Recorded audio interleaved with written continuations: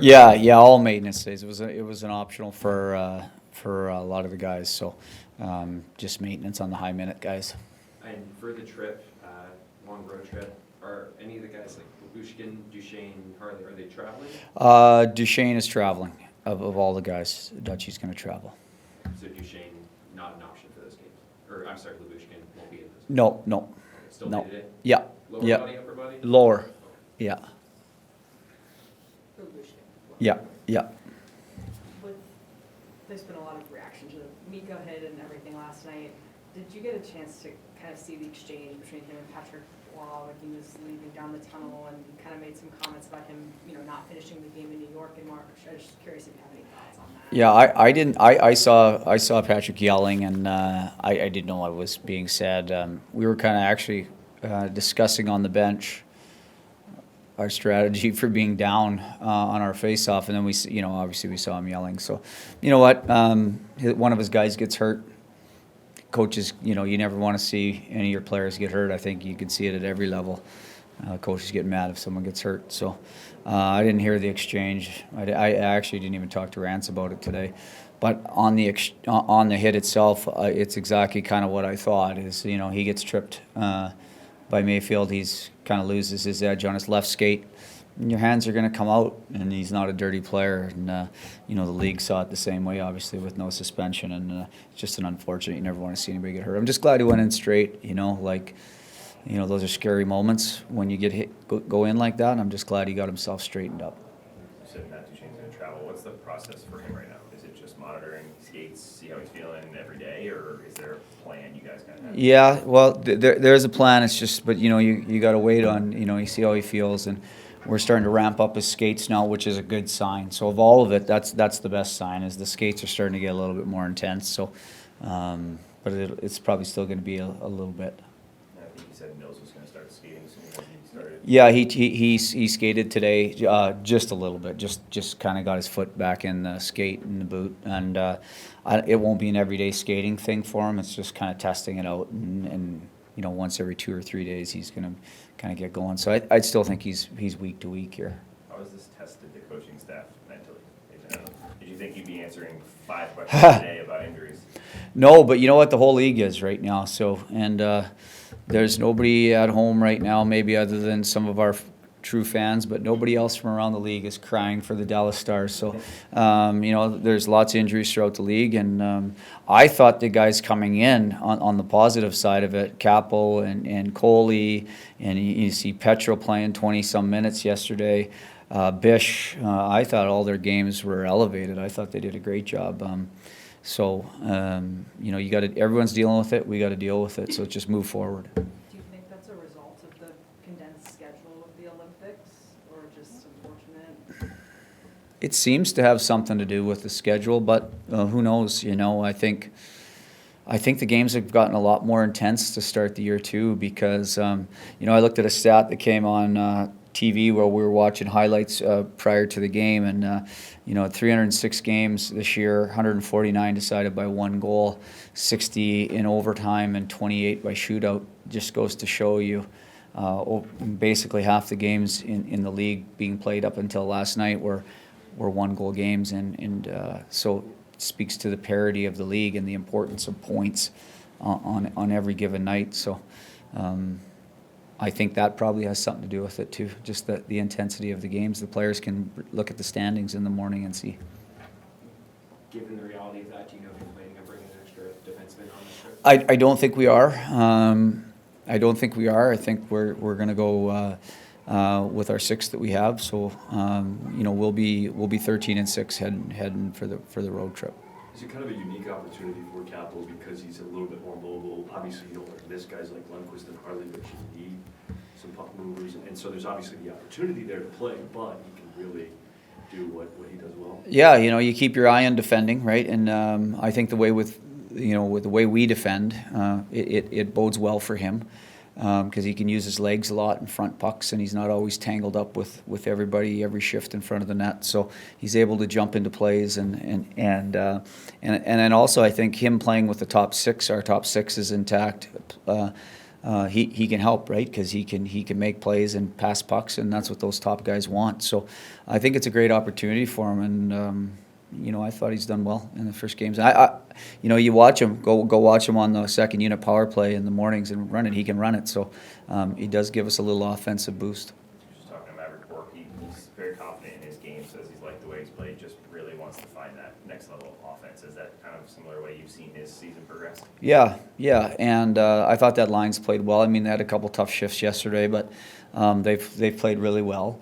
They've had lots of zone time and opportunities, but I think the one thing that all young players and people coming into the league that have had offensive success like him, what you realize in this league is it's very tough to score from distance. And there's only a few guys that can score from distance. So one of the things is you got to get really hard in the hard, tight areas right around the net. And that's where your goals are going to come until your game kind of evolves a little bit. And I find that with most young players is just, guys that have scored at different levels. It's just you got to get in a little tighter here at this level unless you're one of those special guys that can score from distance. Off of that, New York, they kind of packed it in a little bit. You guys spent a lot of offensive zone time. Is there something you'd want to do different? I just watched 2 periods today at Vancouver. Yeah. Looks kind of the same, the Yeah, structure. yeah. One's Sevy. They both pack it in like that, and one's a man-on-man team, which was the Islanders were last night, and then Vancouver's a box plus one team, and that we have 2 different kind of strategies to play against those 2 types of teams. But if you look, the most glaring thing, and I'm going through it too, the most glaring thing for us is I don't think we shot enough pucks to break them down and create a little chaos. And there were times where we had extended zone time but no shot on net. And what happens is when we addressed it this morning is, I guess the lack of a better term, and I've always used this term, is just you don't create any road hockey conditions when you don't shoot and create scrambles and chaos, because good hockey players picking up a loose puck in chaos can make a next play, and we just didn't do enough of that. Sorry, I'm bored. Yep. The box plus one, what's the difference between, what do they want to do, the middle decker with the defenseman, as compared to a man-on-man? Yeah, a man-on-man is simply what it is. The D will chase you to the blue line if he needs to. You find your guy and you stay with him. So if there's a lot of motion, you'll see 5 one-on-ones taking place throughout. In a box plus one, the D are going to stay at the net, similar to the way we play. And I thought that's what Vancouver was doing more of, right? yeah, More at the net. they're staying at the net. Yeah, and Islanders are man-on-man. Yeah, and so they stay more at the net. So when you're more at the net, you do have to. You do have to try to draw them away and break them down a little bit, almost up high, a little bit more than down low, and then draw them away from the net and then get to the interior. So without going through like the 5 or 6 major things, but that you want to get their D away from the net a bit. And there's different ways to do that. Man on man, really, you want to use the back of the net and try to beat people to the interior and win your one-on-one and kind of things like that. So a little different nature of the offense against those 2. On the flip side, you talked a lot about wanting your team to play more instinctual, get away from some different things they've learned. How have you liked that progress defensively in the defensive zone? Well, I think you guys can see it in the puck movement. At least I think we're making plays that are just natural, right, rather than scripted. I think we've done a really good job of just taking what's given. And like I said, half the game is random, so you got to get good at that random hockey. And I thought we've done a really good job. The guy that sticks in my mind is Petro. He's done a really good job. He's a good puck mover. He's cerebral. And now he's just moving pucks on his instinct to where they need to be. And I tell these guys, and in my history in this league is that, 95, whatever it is, I don't have the exact number, but they're usually right on their first instinct. And you got to use that. So don't hesitate. Just go with your, they're the best players in the world for a reason. And you got to use that. They're usually right. It sounds simple, but how important is that? It feels like a lot of goals are scored in today's game off of breakout issues. Yeah. They come back the other way. But last night, I think it was one that was not put in deep on the blue line, immediately comes back the other way. It feels like if you can get that down, getting the puck out is 90% of the battle. Well, you can have all these fancy terms, but if you turn the puck over at the blue, that's been happening since Sevy was turning it over at the blue. You know what I mean? So you know, there's certain things. If you don't have a high guy in the zone or an F3 like you call him today, or you're not back checking or tracking or however you want to call it, that's trouble, right? But turnovers at the Blue are as old as history, and that's where it starts. Like, what I'd like to do is get really good. I told you guys in the beginning is get really good at the little things, and that's, you know, keeping a high guy, back checking hard, everything your dad, however your dad wanted you to play when you were a young kid. That's what you want to get good at, and then from that point you got to be very instinctual. I think the instinctual part's coming. You talked about it a little bit last night, but watching it back again, that last play, you take a shorthanded face-off in your zone, you send everyone on the forecheck after you get the puck deep, and it actually results in getting the puck in the net. How impressive was that to you, both on a focus level for the guys being able to stay locked in and execute after all the chaos before, and execution to actually do that properly? I mean, Well, it seems really remarkable. While Patrick was yelling, that's what we were doing. We were discussing what our strategy was going to be off the. We knew we were getting a penalty, so we're like, okay, we got a penalty. What are we doing here? And what we were doing was blowing our D. We get a free icing, remember, so we don't have to worry about anything. So we were trying to scrum that draw. If you look at, we scrummed that draw up, and as soon as we got it, we just all bolted. And it didn't matter if there was a 3-on-0 coming back at us. We were bolting, and Otts was ready to, as soon as he saw it, he was coming off, and we were getting wide on. That was our plan. It was nothing marvelous, but you could see that, at least we had an agenda. All right, obviously we want to know what your response from yesterday was, from the hit from behind, and what your thoughts were. Yeah, obviously never meant to do that, never done that all my career, play hard, but never tried to be dirty on purpose. So, I think get clipped a little bit and then keep falling forward. But yeah, unfortunate moment, but never really meant to do it. But hopefully he's not too bad, and yeah. And I think what people don't realize unless we've played, it's milliseconds. You got to make those decisions, and you weren't going in to hurt him at all. No, I've never done it. Like if I don't get touched, that I would go just bury a guy from behind. That's what I've never done it, so I would never do it. But yeah, it happens quick when you fall forward a little bit. Your reaction. Unfortunately, push him and yeah. But hopefully he's not doing too bad. Hopefully, wish him all the best.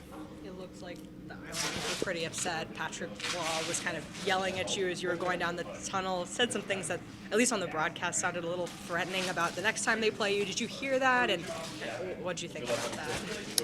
I didn't hear it, no. So I'm not sure. I don't read a lot of news, so I'm not sure what he said. I didn't understand or I didn't hear. Maybe he was yelling so much that I didn't pick up the words, but yeah, I don't know what he said. When it gets heated like that, and you have like you said, this isn't a situation you usually find yourself in. What's your reaction in the moment when there's a penalty? There's also the review, and you're just trying to sort it out, and you also are trying to stay focused in case you go back into the game. How do you handle all of that in the moment? Yeah, I knew it kind of looked bad, so I was guessing my game was over, like right there. So I didn't expect to come back anymore. It happens quick and unfortunate, but yeah, I kind of knew my game was probably done there. When you mentioned, like, you're trying to, as you get your balance, you get clipped there, lose your balance. As your arms go out, are you trying to get position? Or are you just throwing them out to get balance? Like that part of the play, I know it's milliseconds, right? But yeah. Do you remember what that reaction? I remember falling forward a little bit, and then. Yeah, I just remember falling forward. I don't know. It's just, I don't know. After that, really what happens, I remember putting my hand on his back and probably pushing him a little bit, which is probably what you shouldn't do, but happens quick when you're falling forward. So if the D is not there, I think I would go in the boards. But yeah, it is what it is. Player gets injured as a result of a play you're involved in, do you reach out to them? Do you just kind of let it go? How do you handle that? Yeah, I texted him because I never want to be a dirty player, and that's what I was never meant to do that. So I told him that and wish him all the best in recovery. Have you heard back from him? Not yet. Hopefully at some point. All right, let's go back to last night, talk about the game, and what's your thoughts on it? Yeah, no, that's a stingy team. We knew it was going to be a grind, and you know, we're going to have to look at it a little bit more to kind of put it to bed after that. But I thought, we fought hard. One call away from getting a point there and going overtime. But yeah, no, we knew it was going to be a tough team to play against, and they came to play. Yeah. So I watched Vancouver this morning, and not as tough a defensive team, but same structure. So what do you expect from Vancouver for the next game? Yeah, no, I mean, they got, like you said, good defensive team. Obviously, Hughes back there is a weapon. But, yeah, we've seen them already this year. We know they're a good team. But, yeah, we'll have to, get ready to play after this longer flight. Talk about Quinn Hughes and how difficult he is to contain and find. He's so good with the puck and able to move up the ice. Yeah, I mean, he's a guy you can't overdo it on him. He'll turn. He can turn a corner really quick. So you gotta stay in between him and take away his space, but also be you can't get too aggressive because he's the type of skater that can beat guys one-on-one. So talk about the schedule that you guys are in right now. We talked about it coming into the season. How are you feeling with it? Games are starting to pile on, and this little stretch here, it seems a lot for you guys right now. How are you feeling, and what's the process now when you get like this little trip coming up? Yeah, no, it's a lot of games obviously, and you mix travel in there. It doesn't get easier, but I mean everybody's kind of in the same boat. It's just the Olympic break is kind of condensing a lot of stuff. So there's no excuses. You just got to try and really treat every day that you're not playing as a recovery day, and always thinking of recovery and trying to get prepared for the next one. When you look at the cities coming up, which one of this is your favorite city to visit? Well, I'm obviously from Edmonton, so see my family there. That's always fun. But got family scattered all over Western Canada, so hopefully I'll see them in these three cities here. Do you know where Vegreville, Alberta, Canada is, by chance? Yeah, of course. Well, there's a guy named Brent Severin from that area. That's me. And yes, so I grew up in that area, played for University of Alberta.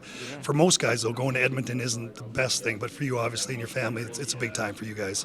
Oh, yeah. Yeah, no, I always try and convince people that it is one of the best road cities in the league. Nobody seems to be buying it, but it's a great city. And, I obviously family there and stuff.